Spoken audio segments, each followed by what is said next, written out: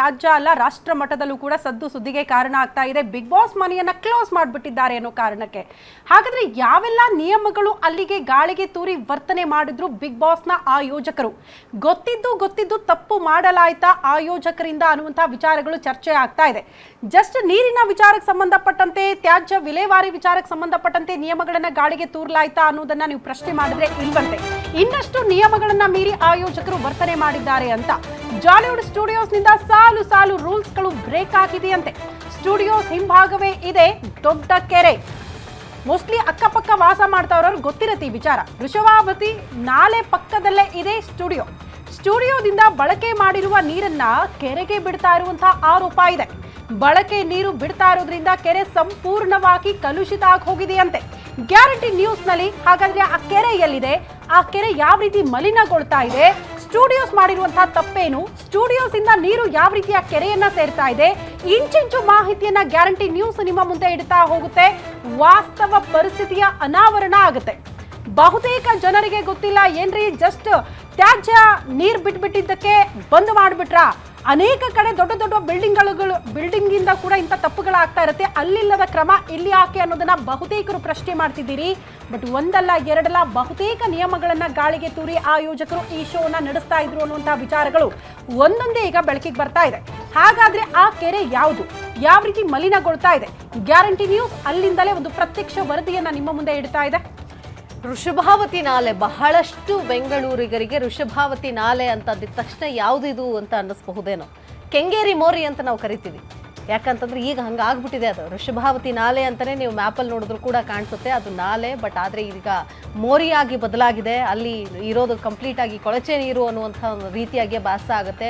ಆ ಮೋರಿ ಪಕ್ಕದಲ್ಲಿ ಓಡಾಡಿದ್ರೆ ಸಾಕು ಕಂಪ್ಲೀಟ್ ಆಗಿ ಅಲ್ಲಿ ಎಷ್ಟು ಸುವಾಸನೆ ಇರುತ್ತೆ ಅಂತ ಎಲ್ರಿಗೂ ಕೂಡ ಗೊತ್ತಿರುತ್ತೆ. ಬಹುಶಃ ಆ ಭಾಗದಲ್ಲಿ ಇರೋರಿಗೆ ಗೊತ್ತಿರುತ್ತೆ.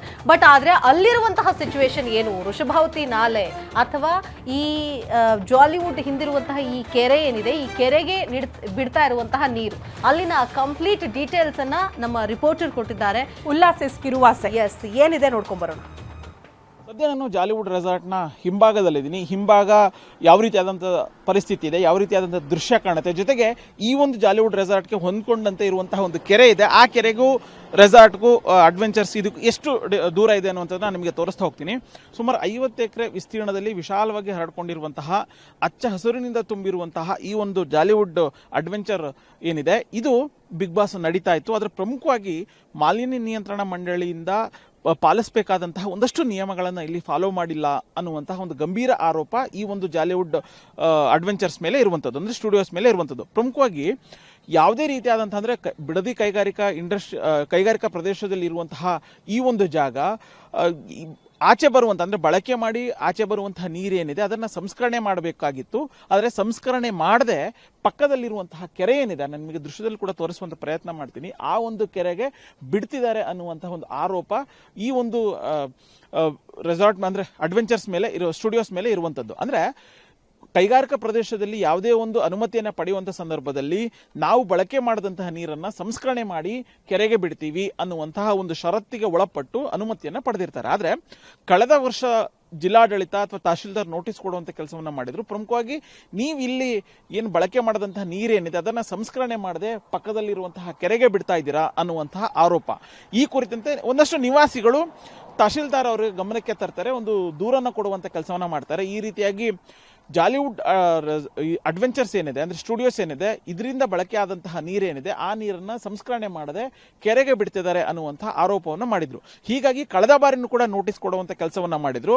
ಆದರೆ ಅದನ್ನು ಸರಿಪಡಿಸಿಕೊಳ್ಳುವಂಥ ಕೆಲಸ ಆಗಿರಲಿಲ್ಲ. ಯಾಕೆಂತಂದ್ರೆ ಈ ಒಂದು ಜಾಲಿವುಡ್ ಸ್ಟುಡಿಯೋಸ್ನ ಒಳಗಡೆ ಸುಮಾರು 250 ಲೀಟರ್ ಸಾಮರ್ಥ್ಯದ ನೀರು ಸಂಸ್ಕರಣಾ ಘಟಕ ಇದೆ. ಆದರೆ ಅದನ್ನು ಪರ್ಮಿಷನ್ ತೆಗೆದುಕೊಳ್ಳುವಂಥ ವಿಚಾರದಲ್ಲಿ ಆ ಸಂದರ್ಭದಲ್ಲಿ ಇಲ್ಲ ಇದು ವರ್ಕ್ ಆಗ್ತಿದೆ ಅಂಥೇಳಿ ಅನುಮತಿಯನ್ನು ಪಡೆದಿರ್ತಾರೆ. ಆದರೆ ಜಿಲ್ಲಾಡಳಿತದ ವತಿಯಿಂದ ಒಂದಷ್ಟು ಅಧಿಕಾರಿಗಳು ಬಂದು ಇಲ್ಲಿ ಗಮನ ಹರಿಸಿದಾಗ ಆ ಒಂದು ಸಂಸ್ಕರಣಾ ಘಟಕ ಇಲ್ಲಿ ಕಾರ್ಯನಿರ್ವಹಣೆ ಮಾಡದಿತಿ ಇರೋದು ಗಮನಕ್ಕೆ ಬರುತ್ತೆ. ಹಾಗಾಗಿ ಕಳೆದ ಬಾರಿ ನೋಟಿಸನ್ನು ಕೊಟ್ಟಿದ್ರು, ಇಲ್ಲ ನಾನು ಮುಂಬರುವಂಥ ದಿನಗಳಲ್ಲಿ ಇದನ್ನು ಸರಿಪಡಿಸ್ತೀನಿ ಅನ್ನುವಂತಹ ಒಂದು ಸಮಜಾಯಿಷಿಯನ್ನು ಜಾಲಿವುಡ್ ಸ್ಟುಡಿಯೋಸ್ ಕೊಟ್ಟಿದ್ರು. ಆದರೆ ಈ ಬಾರಿ ಬಿಗ್ ಬಾಸ್ ನಡೀತಾ ಇತ್ತು. ಬಿಗ್ ಬಾಸ್ ನಡೀತಾ ಇರುವಂಥ ಸಂದರ್ಭದಲ್ಲೂ ಕೂಡ ಆ ಒಂದು ಸಂಸ್ಕರಣಾ ಘಟಕವನ್ನು ಸರಿಪಡಿಸುವಂತ ಕೆಲಸವನ್ನ ಈ ಒಂದು ಸ್ಟುಡಿಯೋಸ್ ಮಾಡಿರಲಿಲ್ಲ ಅನ್ನುವಂತ ಆರೋಪ ಕೇಳಿ ಬಂದಿತ್ತು. ಹೀಗಾಗಿನೇ ಅದಕ್ಕೆ ಸೀಲ್ ಮಾಡುವಂತ ಕೆಲಸವನ್ನ ತಹಶೀಲ್ದಾರ್ ಮಾಡಿದ್ದಾರೆ.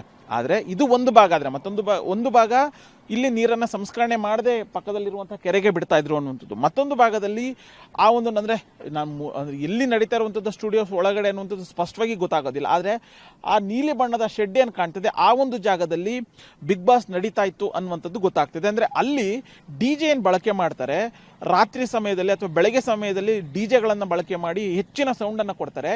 ಆ ಒಂದು ಜಾಗದ ಪಕ್ಕದಲ್ಲಿ ಸಾಕಷ್ಟು ಹಸಿರು ಮರಗಳಿದ್ದಾವೆ. ಆ ಮರಗಳಲ್ಲಿ ಇರುವಂತಹ ಪಕ್ಷಿಗಳೇನಿದಾವೆ ಆ ಒಂದು ಪಕ್ಷಿಗಳಿಗೆ ಇದು ಕಿರಿಕಿರಿ ಆಗ್ತಾ ಇತ್ತು, ಶಬ್ದ ಮಾಲಿನ್ಯ ಹೆಚ್ಚಾಗ್ತಾ ಇತ್ತು ಅನ್ನುವಂತಹ ಆರೋಪನೂ ಕೂಡ ಈ ಒಂದು ಜಾಲಿವುಡ್ ಸ್ಟುಡಿಯೋಸ್ ಮೇಲೆ ಕೇಳಿಬಂದಿತ್ತು. ಈ ಎರಡು ಪ್ರಮುಖವಾದಂತಹ ಕಾರಣಗಳಿಂದಾಗಿ ಬಿಗ್ ಬಾಸ್ ಕನ್ನಡ ಸೀಸನ್ 12 ಸ್ಥಗಿತ ಮಾಡುವಂತ ಕೆಲಸವನ್ನ ತಹಶೀಲ್ದಾರ್ ಮಾಡಿದ್ದಾರೆ. ಸೊ ನೋಡೋಣ ಈ ಒಂದು ಶೋ 12ನೇ ದಿನಕ್ಕೆ ಸ್ಥಗಿತಗೊಳ್ಳುತ್ತಾ ಅಥವಾ ಈ ಒಂದು ಜಾಗದಲ್ಲೇ ಮುಂದುವರಿಯುತ್ತಾ ಅಥವಾ ಬೇರೆ ಜಾಗದಲ್ಲಿ ಮುಂದುವರಿಯುತ್ತಾ ಅನ್ನುವಂಥದ್ದಕ್ಕೆ ಇನ್ನಷ್ಟೇ ಉತ್ತರ ಸಿಗಬೇಕಾಗಿದೆ. ಕ್ಯಾಮ್ರಾ ಪರ್ಸನ್ ಪೃಥ್ವಿ ಜೊತೆ ಉಲ್ಲಾಸ್ ಕಿರ್ವಾಸೆ, ಗ್ಯಾರಂಟಿ ನ್ಯೂಸ್, ಬೆಂಗಳೂರು.